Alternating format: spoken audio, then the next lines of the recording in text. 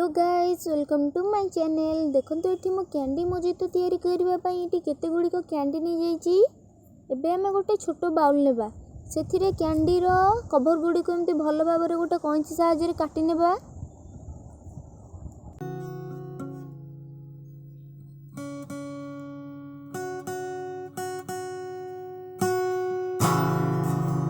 एबे हमें देखो सब कैंडीर कवर खोली नहींचे। आम को ग्राइंडर रे ग्राइंडिंग करने देखो एपटे मैं गोटे पैन गरम करें 250 ml पानी नहीं।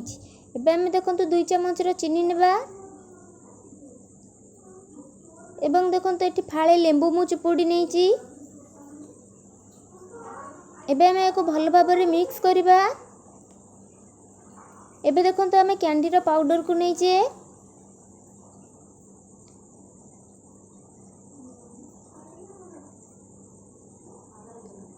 एबे को 2 ରୁ 3 मिनिट बहुत भल भाव मिक्स करने।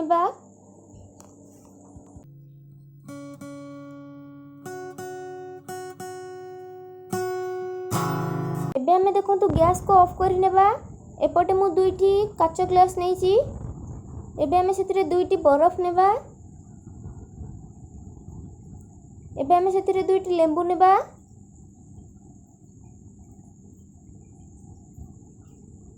एबे हमें 2टी पुदीना पत्र नेबा।